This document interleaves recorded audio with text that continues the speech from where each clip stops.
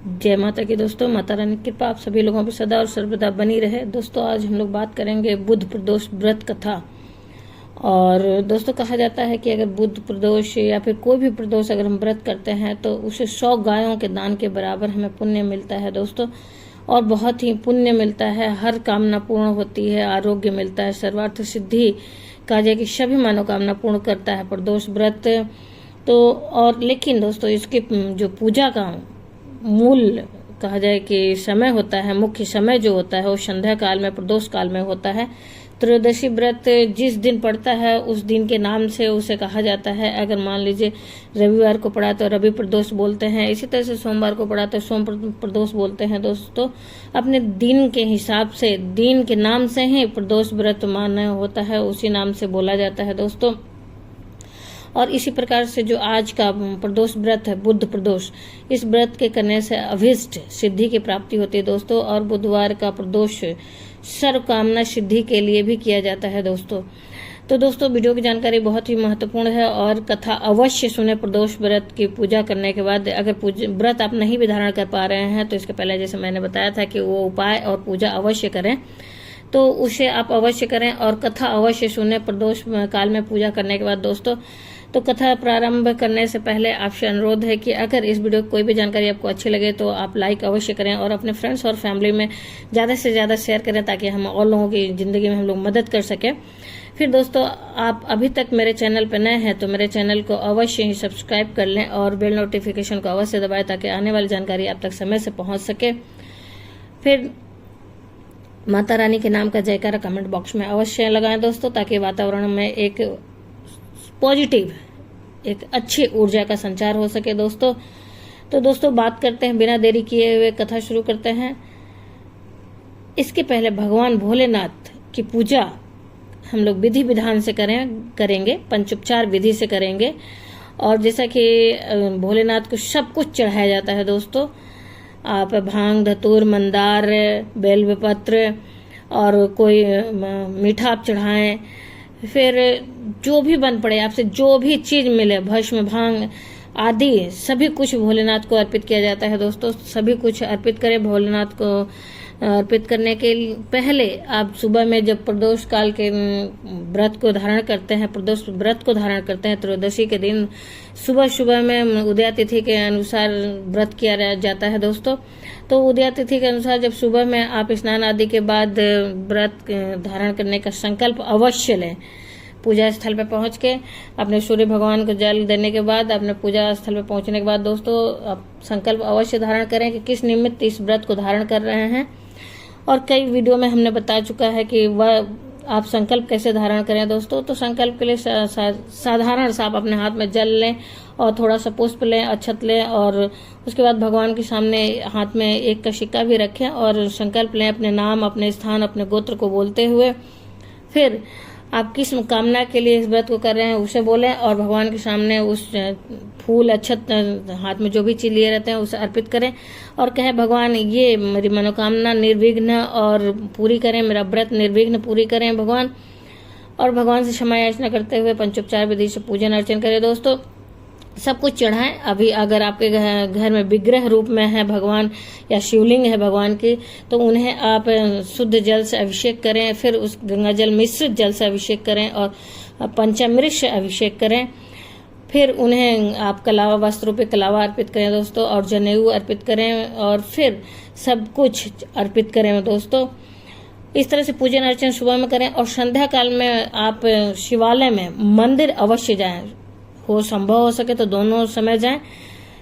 फिर वहां पे भी इस तरह से पूजन अर्चन करेंगे दोस्तों और भोलेनाथ का हम ध्यान करेंगे। पहले भगवान का ध्यान करते हैं, ध्यान लगाते हैं और उनके स्वरूप को हम लोग अपने मन में धारण करते हैं दोस्तों। उन्हें उनका वर्णन करते हैं कि हे भोलेनाथ, आप करोड़ों चंद्रमा के समान कांतिवान है, त्रिनेत्रधारी हैं, मस्तक पे चंद्रमा का आभूषण धारण करने वाले, आप पिंगल वर्ण के जटा रूपधारी, नीले कंठ तथा अनेक रुद्राक्ष मालाओं से सुशोभित, वरद हस्त त्रिशूलधारी, नागों के कुंडल धारण करने वाले हैं, व्याघ्र चर्मधारी हैं आप, रत्न जड़ित सिंहासन पर विराजमान हैं। हे भोलेनाथ, आप सारे कष्टों को मेरे दूर करें और सुख समृद्धि का आशीर्वाद प्रदान करें। इस तरह से भगवान का ध्यान करते हुए हम अपनी कथा को प्रारंभ करेंगे। दोस्तों अब कथा सुनते हैं।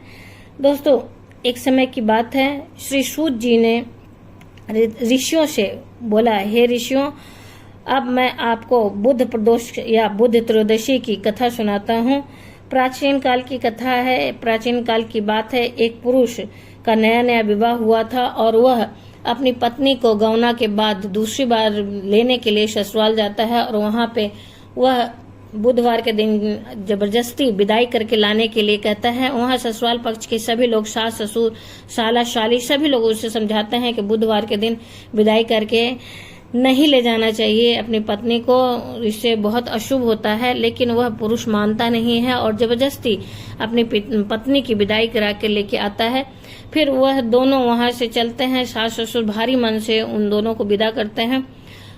वे लोग जैसे ही नगर से निकलते हैं, नगर से आगे बढ़ते हैं, कुछ दूर जाने के बाद उसकी पत्नी को प्यास लगता है, बहुत तेजों का प्यास लगता है और वो अपने पति से कहती है जल के लिए। तो उसका पति जल लेने के लिए लोटा लेके वहां से चला जाता है और कुछ क्षण बाद जब जल लेके वापस आता है तो देखता है कि एक पुरुष उसके ही शक्ल का उसकी पत्नी के पास खड़ा है और हंस हंस के बातें कर रहा है। पत्नी उससे जल लेके पी ली है। फिर वह पुरुष आता है तो उसे समझ में नहीं आता है कि ये क्या हो गया और ये क्या हो रहा है, और वह दोनों आपस में झगड़ने लगते हैं और उस पत्नी का, उस स्त्री का, दोनों ही अपने आप को पति बताते हैं।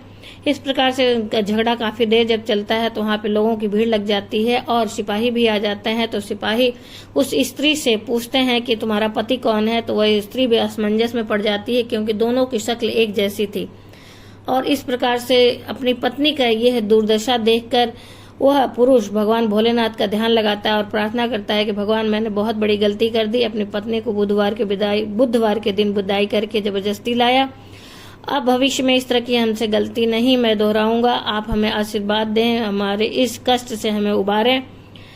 और जैसे ही उसकी प्रार्थना पूरी हुई और उसने कहा कि अब हम नित्य हमेशा का ये बुध प्रदोष का व्रत धारण करेंगे, प्रदोष का व्रत धारण करेंगे, त्रयोदशी व्रत धारण करेंगे और पूजन अर्चन करेंगे हम पति पत्नी। उसकी प्रार्थना समाप्त होते ही वहां से जो पर पुरुष था, जो उसके शक्ल का पुरुष था, वह वहां से अंतर्ध्यान हो जाता है। इस प्रकार से वह पति पत्नी हर्ष वहां से अपने घर को वापस आते हैं और उसके बाद से तभी से वे दोनों त्रयोदशी व्रत का पूजन अर्चन प्रदोष काल में करने लगते हैं और त्रयोदशी व्रत धारण करने लगते हैं और इस प्रकार से वह एक अच्छी जिंदगी को जीते हुए स्वर्ग लोक को सिधारते हैं। दोस्तों ये तो रही कथा दोस्तों। और इसी प्रकार से जैसा कि मैंने बताया कि जिस दिन का जो प्रदोष व्रत पड़ता है उस दिन का नाम उस प्रदोष का पड़ता है और उस तरह से ही फलदायी भी होता है। जैसे रविवार को अगर प्रदोष पड़ता है तो उसे रवि प्रदोष कहते हैं और यह आरोग्यता प्रदान करता है, शरीर के रोगों को नष्ट करता है। दोस्तों रविवार के प्रदोष से दोस्तों आयु वृद्धि होती है, स्वास्थ्य लाभ होता है। इसी प्रकार से सोम प्रदोष को करने से सोमवार के प्रदोष को सोम प्रदोष कहते हैं। इस व्रत से भी, सोम प्रदोष के व्रत से भी आपको आरोग्यता प्राप्त होती है और संपूर्ण इच्छाओं की पूर्ति होती है। दोस्तों इसी प्रकार मंगलवार के दिन के प्रदोष को मंगल प्रदोष कहते हैं और रोगों से मुक्ति और स्वास्थ्य लाभ होता है।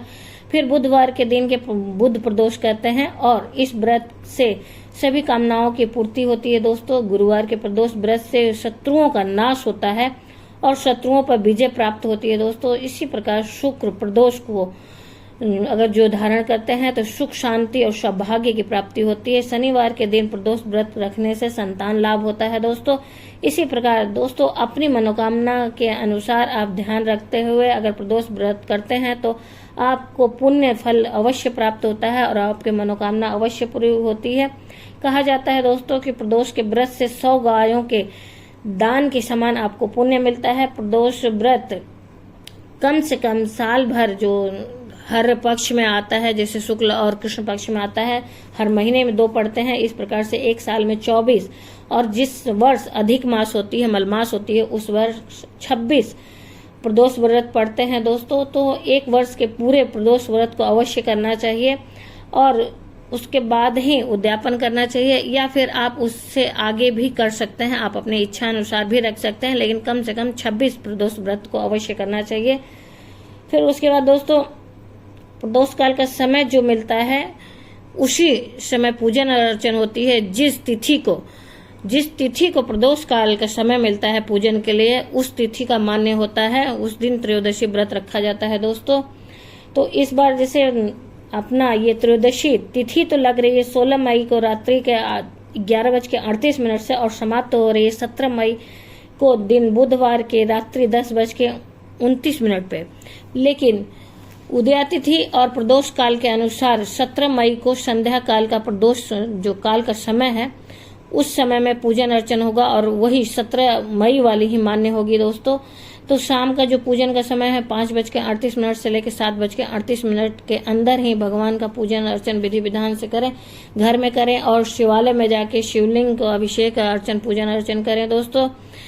इस व्रत के करने से या पूजन अर्चन करने से और जो हमने उपाय बताया है उसे करने से आपकी सभी दिशाओं से जो भी बाधा है, जो भी दिक्कत परेशानी है जिंदगी की, वो समाप्त हो जाएगी और आप आयुष्मान, कहा जाए कि आप सौभाग्य, समृद्धि, सुख, संपत्ति, आयुष्मान सभी कुछ पाएंगे दोस्तों। और 17 मई को जो दिन का समय है, आयुष्मान का समय, जो आयुष्मान योग जो बन रहा है दोपहर के 1:36 से लेके रात्रि के 9:16 तक, उसके बाद सौभाग्य योग रात्रि में लग रहा है दोस्तों। और आप संध्या काल में विधि विधान से पूजन करें और जो उपाय मैंने पहले भी बताई है फिर मैं आपको ध्यान दिला रही हूँ कि उस उपाय को अवश्य करें।